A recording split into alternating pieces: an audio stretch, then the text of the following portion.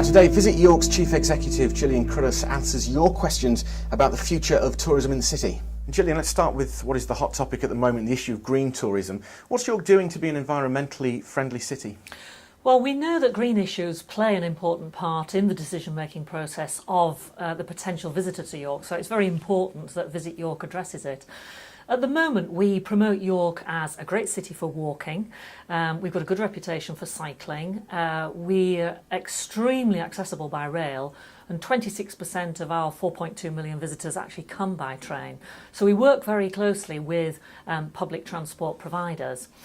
I think where we can do more with the new organisation is to encourage businesses, particularly perhaps smaller ones, to recognise that being environmentally friendly will affect their bottom line, that they will attract visitors.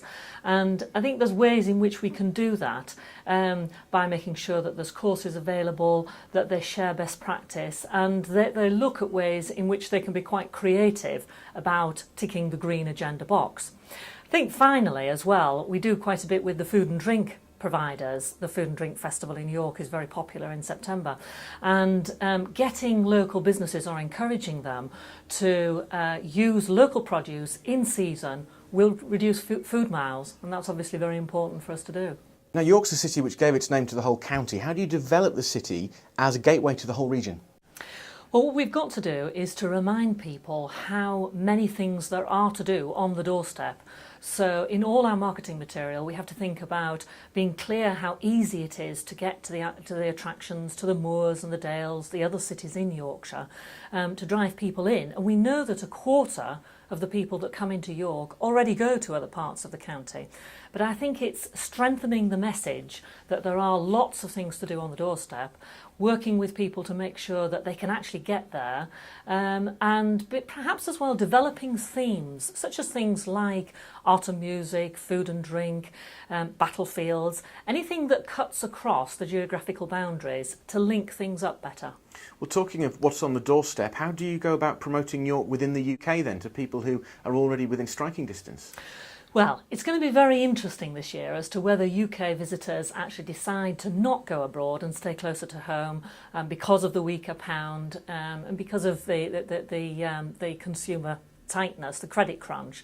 I think what we've got to do is convince people that it's good value for money to come to the city, that there's lots to see and do when they're here, whatever the weather, and people still have recollections of not a very good summer last year, and then to convince people that if they do come to York as a touring base for a week or 2 weeks, then there are lots of other things to do whilst they're here. York's in an interesting position from a tourism perspective because of course it's got this contemporary and vibrant side as well as its unique heritage. So how do you communicate both those aspects to potential visitors? I think the two balance each other very well because people want the 2,000 years of history, they want the unique atmosphere and ambience that the city provides, but they also want that buzz. And we found, particularly in the last 10 years, with the growth in cafe bars, with attractions, the riverside developments, entertainment, lots of different events and festivals, York has that buzz. And I think what we've got to do is get across the cultural message that there are lots of different things to attract different people and also to attract people back for future visits. As you'd imagine, you will think that tourism is key to the future of the city. How does that tap into the growing local economy? And what about businesses that aren't involved with tourism? What can it do for them? Well, I think there's ways in which Visit York can link businesses together. So, for example, with the skills agenda, we know that courses and development opportunities are put on by accountants and solicitors and designers and people who produce brochures. And what we need to do is to link people together more so that they can take advantage of that, but also importantly so that non-tourism businesses can recognise that they have a role to play and also have a greater understanding of the economic impact of tourism in the city.